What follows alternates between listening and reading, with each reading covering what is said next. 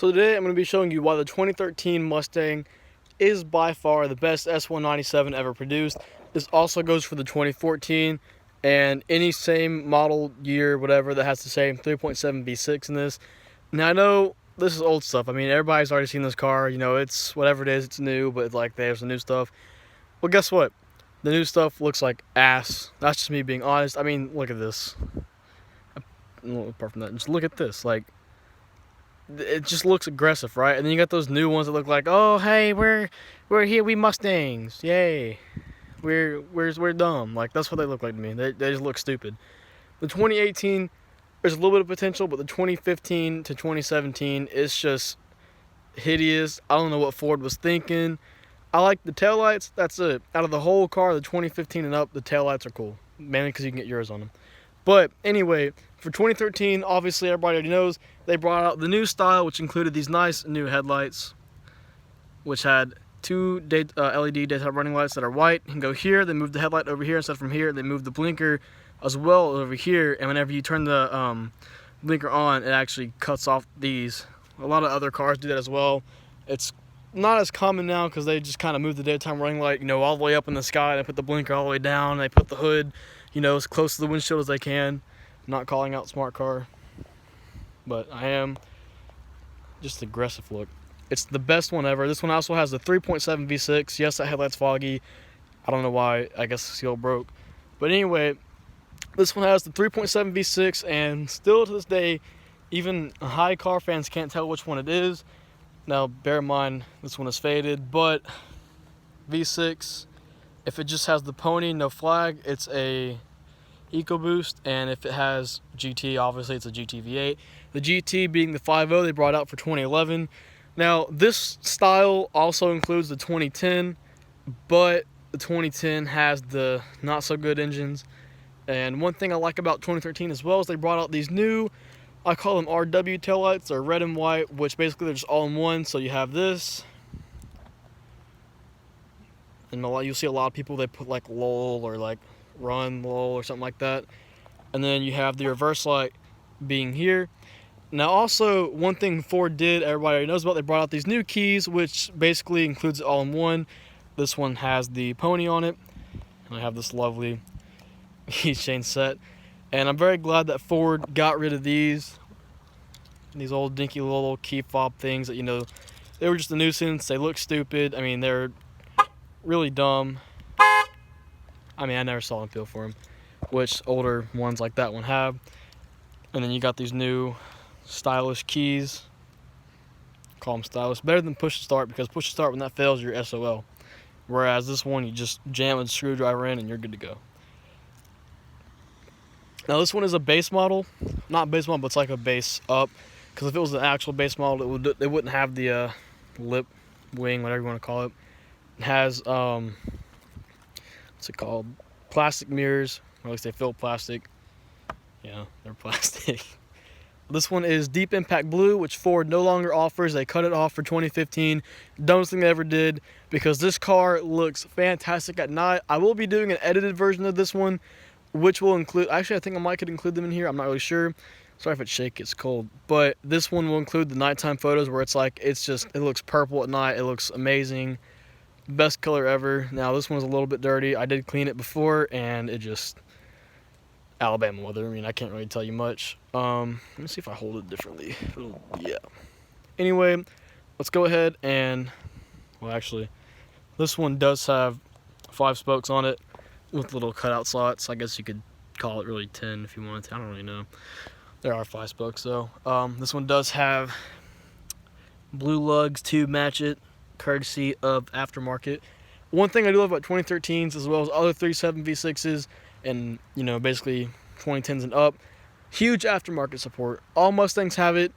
The S195 has the most, and then you get 2013 and, well, that kind of era, they have even better ones. I'm trying to think.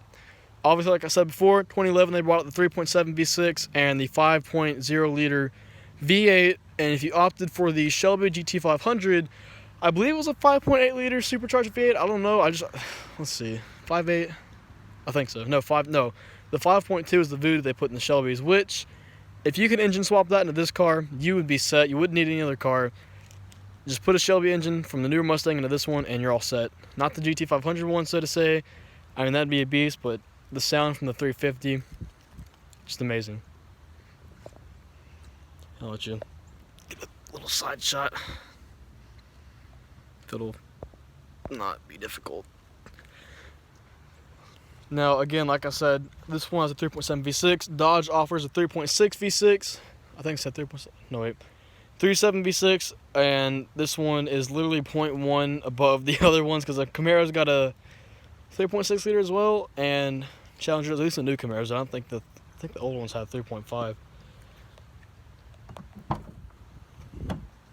Never gets old. Frameless windows.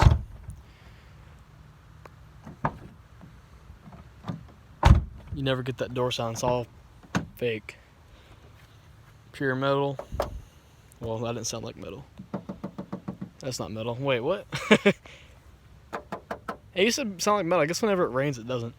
Now, available on the 2013 and up Mustang, you can opt for a... Let me move this out of the way. I've got water all on my phone. No, I'm just going to do it the whole way. Oh well, anyway, for 2013, 2014, you could also get the, like, I think I've called it my color gauges. And basically, you get a screen in the middle and you get cooler gauges. I like these because they're all simple, they're all nice. For the steering wheel, you have cruise control over here, turn it on, and you set it. Got a setup button. This one's got 39,000, just hit it. And then you have your music controls over here. Here's one thing I love about the V6. Just listen to this engine roar. There we go. Oh, one thing you can do, by the way, because people are like, oh, what about the digital speedometer, you know, digital tachometer, all that stuff. If you want that, just basically hold setup while you're turning the car on. This one won't do it, mainly because my door's open and it'll display that. So if it displays any warnings like that or that, it will not display them at all because it doesn't want warnings there. Damn. Sorry, turn when it's off. I'm out of breath from talking so much. It's just a nice cockpit view, man. Listen to this thing.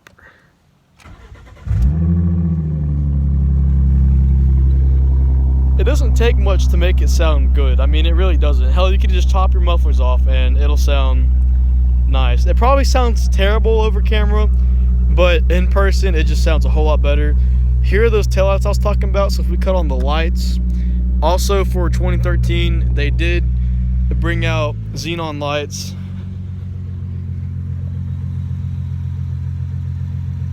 Sure, you can hear it sounds very weird, but it's just xenon. I'm not gonna do any spirited amazements until it's at least warmed up. And then we got the all-in-one turn signal, which basically it's just the 1, 2, 3 pattern, which when the taillight's actually off, it looks way better because it's not just going like individually. If I can get back here in time.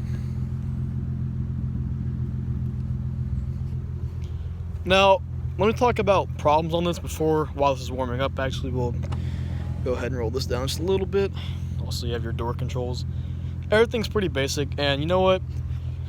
That's perfect with it. So, some common exterior issues. I'm gonna lock the car. Common exterior issues with this car, that being dirt gets trapped in a lot of places. Mainly being right here. If you don't take care of it, you'll have a dirt buildup all along here, and it's just filthy. When it rains, obviously, it stays in one spot. And the biggest thing that I see a lot on these Mustangs with these new deck lids is this whole back panel fades. I'm looking at a new one, so it's just kind of weird for now. Somebody engraved wash me on that. This one, the brake light accumulates a lot of dirt as well, and it just kind of looks terrible. If I wash it off here, you'll see what I mean. If you don't take care of it, it'll kind of like fade up a little bit or fog up. It's not a bad car. It sounds amazing, especially for being a V6. I've seen Challengers. Sorry about the mess, by the way. I'm trying to clean the car and I just decided not to. Small little paint chip, no biggie. That can just be fixed, really. running at 10 minutes long for this. There's not too much stuff wrong with this car. I mean, it's a perfect car. You know, if you're looking to buy your teenager a Mustang, he's like, oh, Mom, give me a Mustang for my birthday or something, you know, something muscly, just get him a V6. I mean, apart from the obvious being, oh, you know, let me turn these lights on so it looks better. It just looks like garbage without them on. Anyway, what was I saying? Oh, because they're like insurance for a teenager driving a V8 and gas, and if he's not paying for it, that's kind of a lot of money. I mean, let's just be honest. Let me focus that on the light. But with the V6, not only is it economical, but no matter what you do to it, it'll still be economical. Same with the EcoBoost. I wouldn't really go for a 4-cylinder Mustang, mainly because it just sounds like garbage. I mean, I've seen 4-cylinder Mustangs with exhaust on it. I mean, it's like, dude, you're driving like an Audi. Like, we get it, you have a 4-cylinder, that's cool and all. But with this one, you get a whole lot more bang for your buck. Again, it is dirty, so just keep in mind with that. As well as, one thing I hate about the Camaro, the Challenger, it's not so much of an issue. I remember I locked it, I was like, what the hell? The Challenger is not much of an issue, so to say, but this one thing I love is, ooh, it's cold. You have integrated blind spot. That's old school, and guess what? If you're buying your teen a car, which, by the way, you can pick one of these up for, I think it's, I want to say $9,000. I've seen some for $8,000. It just depends on what you're getting yourself into. A lot of place for windshield mount. You have this traditional, you flip it up, flip it down. You don't need anything special. I mean, all of your controls are down here, which I recommend getting a black panel for this. This one kind of looks bad. It's not clean. I know. There's bags. I know, I get it. Anyway, why is that back on? I put coins in here. I don't know what this is for. I guess it's just like a little small storage spot. You also have cup holders here, which are full of receipts. And then you press this and you can get your center console up. Again, I've got some things down there. One thing I love is they put the actual S197 of this year for the trunk button. You got your traction control, and they call this crowd control, but really it's traction control, or advanced tracks, Ford calls it. Got my radar detector up here, auto zone, but it still does the job, even though it gives me a lot of false readings. I don't really care. And then you have your, let me get this out of the way. You've got your AC controls down here. Basically, you turn on and off your AC down there. Rear defroster buttons, and then you can get these two modes. Not bad. Blows a lot of air. Pretty old school, and guess what? Muscle memory will help you out in the long run. AC on and off circulation, max AC, which basically will send you back to your seat. I know this looks bad. I messed it up. I'm just gonna buy a blackout for it. I feel like Ford should have offered a blackout for this, because as you can see, it just looks a whole lot better instead of having chrome here and gray there. You can also, I've got this set, it's very loose right now. Let me hold it with my right hand so it's more steady. If you press setup, you can see your system check. You hit reset and it'll show you.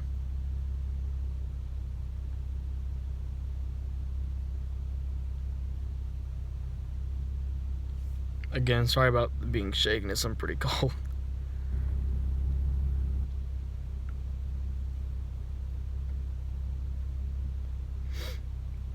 Alright, and then if you press setup, you'll have oil life, which you can reset. I gotta plug my phone in before it dies. So, plugging in a transmitter, no biggie. Let me just plug up my phone and then disconnect my Bluetooth.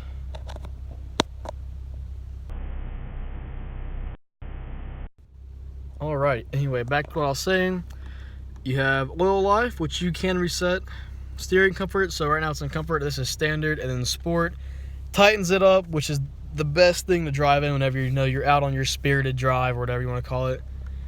You can go units, auto lock on or off, which you can change by hitting reset. Auto unlock, reset to create a my key, English, and then you get back to the whole thing. Now, same for info. If you hit this button right here, average miles per gallon, actual, timer, and then trip A, trip B, all the goodies. The goodies that you would want for a teen. Because in my opinion, I mean, I wanted a V8 Mustang, but you know what? It's just insurance is expensive, parts are expensive, gas, you know, all that stuff. Of course, a manual 5.0, you can't go wrong with a manual 5.0, no doubt. Best, you know, muscle car engine apart from the 5.7 Hemi V8 that you get in the Challenger. Not a big fan of the Camaros, mainly because one thing about the Mustang is all this visibility, especially whenever you look over here, and the seat's not in the way of my view, but I got blind spot right there. With the Challenger, as Doug DeMuro says, you can fit a whole school district in that dang pillar. This one, the way I'm looking at it, I can't. Camera makes it look big. The same mirrors over there with the blind spot. Mustang emblem up there. And then you have your sun visor with the light, and you can see my dirty phone case, but you can't see me. Funny, I have an Audi key, what's it called? Audi phone case, but I have a American car. You got your all-in-one controls over here, so you got your blinker, your brights, and then you have your windshield wipers. That's the fastest speed. And then you have your light controls over here. Well, as you can, if you press this, a lot of people have their batteries die because they'll try and adjust the brightness of this, which you can only do at nighttime. And they'll accidentally push it up too far, and then you'll turn these lights on, which is a nice feature, don't get me wrong, but it's kind of annoying. After a while, you'll turn it on, you'll forget about it. It's got a really good sound system, if I can find the radio station I was looking for earlier, right there. The fastest route to Michigan. Okay, it sounds weird because I'm in a weird spot, but let me see if I can.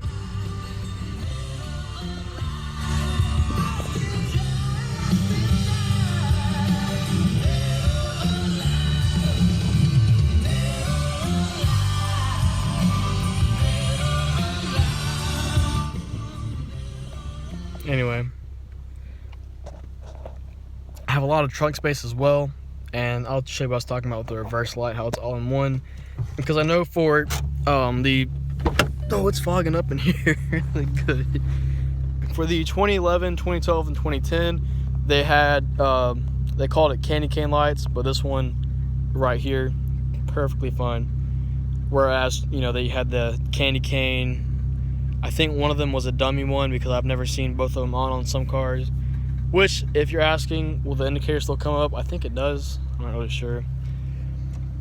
One thing I really wish Ford wouldn't have done, no, it just kind of skips a pattern. But one thing that I hate that Ford did for the Mustang, and they're still doing it, you have to buy a kit. I think, who makes it? Is it Diode Dynamics? No, it's Raxium, I think. I don't remember who did it. But basically, when you turn the hazards on, it still has the same flash pattern. It doesn't flash, you know, fast. It just does this. Everybody knows this, but some people don't know that you can actually buy a kit where it'll still make your hazards and your brakes go the same pattern, and it'll still stay on like that too. Now, the thing I was talking about with the sound of the V6 is this one does have a custom exhaust and didn't cost much.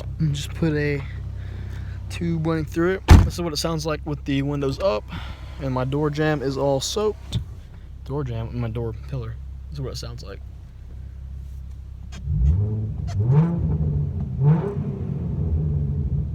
And then this is with the door open. I'll stick you out of the car.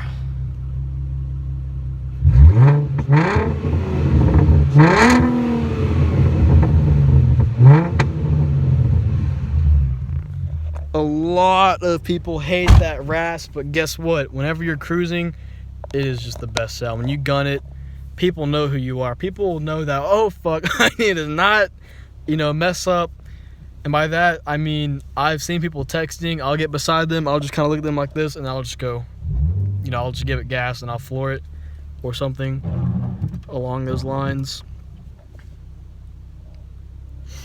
Now, the things I hate about this Mustang, even though I said this was the best year, it's just, it needs work. It needed work. This was a 13. The 14 had the improvements, but the 13 didn't. It was pretty standard. I mean, it rides okay, but when you're on the highway, even with the stock exhaust, it just, the wind noise, man, you just hear everything. You hear every bump, every crack, every single thing. I've ridden in, you know, a Ford Fiesta, couldn't hear a thing. One of the cheapest cars ever, could not hear a single thing in there. I just heard wind. This one, you hear every bump, every crevice, you hear every guy screaming, every crackhead at the gas station. I stuttered. I accept that. But, I mean, it's not a bad car, especially for a teenager. If you're going to buy this for your kid, I would recommend a 3.7 V6, which unfortunately they did cancel. I wish they would bring it back with some improvements, like maybe supercharged, turbocharged, one of those. But yeah, like I said, the thing I love about the 13 is that no matter what you do, I mean, it's just...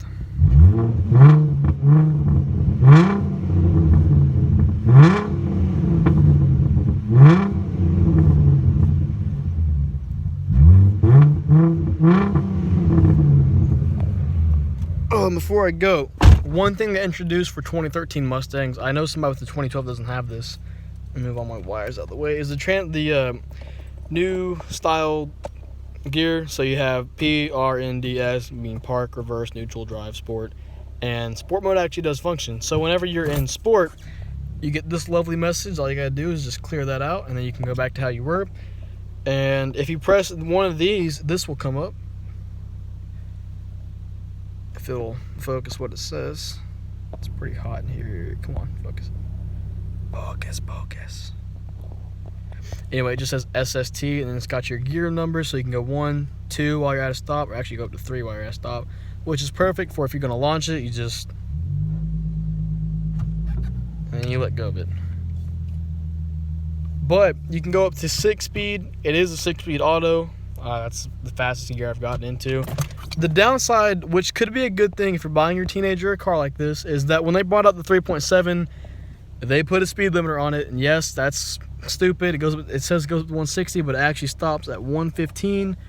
So unless you get that removed, I think they said it was either, I can't remember if it was a 1-piece or a 2-piece drive shaft, which basically they said, oh, it causes too much vibration, you know, it's not safe, so they limited the speed. Of course, you can just remove the speed and keep going with the same stock, but the limiter is something that every person who buys a V6 should do because it's annoying. As soon as you hit 115, it stops. No 116, no 117, 115, stop.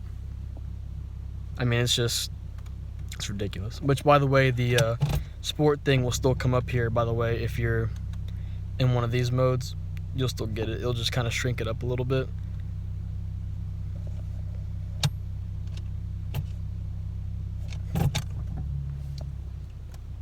Which is not a bad touch. Appreciate Ford doing that for us. Anyway, that's going to conclude it because it's getting dark out and it's getting hard to see everything. So I'm going to go ahead and, oh, by the way, unlike the Challenger, it's got a nice horn. You know, it's an aggressive horn. It's not just like a, what is it called? A Fiesta. Yeah, there we go. See, you just can't, and everybody's going to look at you with that sound too. They're going to know, well, V6, but those lights are on. Okay, they're not. Apart from, oh, in the back seat room, all you gotta do, hold up this lever, push it all the way forward, and then sorry about the mess back here, and then you just push this out of the way, and you can hop in the, you know, I'm gonna clean this up real quick when I finish this video, because I really need to get this done.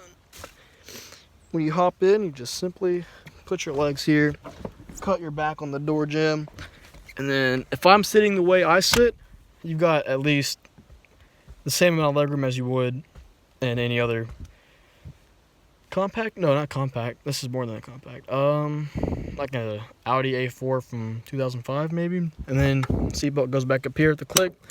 You know it's good to go. Passenger rear seatbelt. The window so you can have a little fun. And then also one thing I love about this Mustang is you can press these buttons on the side and down it goes. And if you need to fold the seats, simply lift the seatbelt, find this little tab, and then put your finger in it and pull it. And you can fold your seat down. And then you put it back with a little bit of force and you're good to go.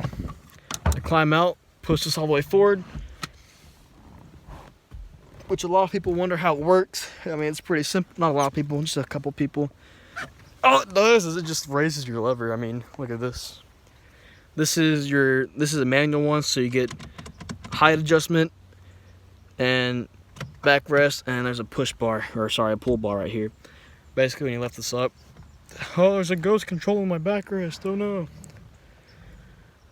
Gangsta lean in it. But that'll conclude my opinion on the 2013 Mustang.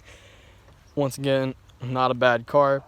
Perfect for a teenager, perfect for somebody who wants to go fast or have a nice sound without, a high budget. And that's gonna do it.